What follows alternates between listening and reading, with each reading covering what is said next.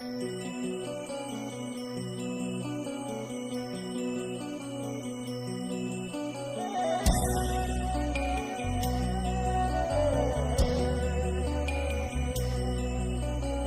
សយកសំដីដំរីសំខាន់គេតែងយកភ្លុកស្នេហាយើងបានសេចក្តីសុខឃ្លាតចាកផុតទុកមានចិត្តភក្តីស្មោះត្រង់ចិត្តស្មោះស្ម័គ្រមិនឈ្នះទឹកប្រាក់បុណ្យសក្តិយោជារឿងអស្ចារ្យពេលបងស្នេហ៍ម្ដេចអូនមិនព្រមឆ្លើយមិនព្រមវិចារភ្លេងគឺឆ្ងាញ់ជារឿងធម្មតាទូនអ្នកណាក៏មានចិត្តដូចតែគ្នារូបបងស្នេហ៍ហើយស្មោះចំពោះស្រីស្រស់កែវពុំមានជួបហើយក៏ត្រូវតែប្រត់គ្នាស្នេហាព្រាបបីដូចជាសូបិនអូនសូមឲ្យតែប្រងមានឆ្អិនរកគូថ្មីចង់អូនសូមរួមរួមជាហង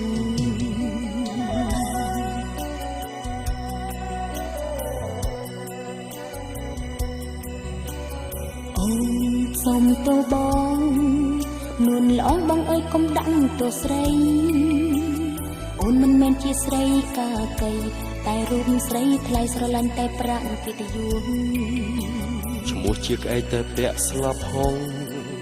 អ្នកផងក៏គេនៅថាជាក្អែកថ្ងៃនេះអូនយើងសើប្រយ័ត្នយំនៅពេលថ្ងៃស្អែកហងទោះបីជាហើលើមេឈ្មោះជាក្អែកទោះបីស្រុកនេះហូបផង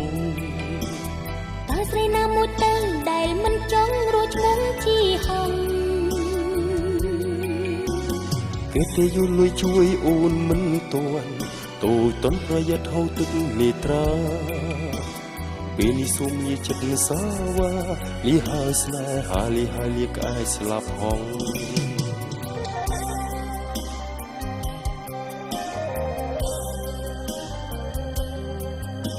មនុស្ស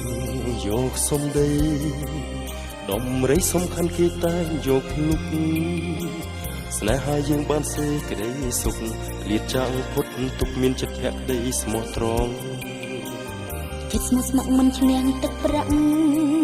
បុណ្យសក្តិយោជារឿងអស្ចារ្យពេលបងស្នេហ៍ម្ដេចអូនមិនព្រមឆ្លើយមិនព្រមវិចារភ្លេងគឺឆ្ងាញ់ជារឿងធម្មតាទូនអ្នកណាក៏មានចិត្តដូចតែគ្នារូបបងស្នេហ៍ហើយស្មោះចំពោះស្រីស្រស់កែវពុំមានជួបហើយក៏ត្រូវតែប្រត់គ្នាស្នេហាព្រាបបីដូចជាសូបិនអូនសូមឲ្យតែប្រងមានឆ្អិនរកគូថ្មីចង់អូនសូមរួមជាហងបងគូសុំលាស្រីឆោមយងលាក្អែស្លាប់ហងចិត្តមិនស្មោះត្រង់ក្តីស្នេហ៍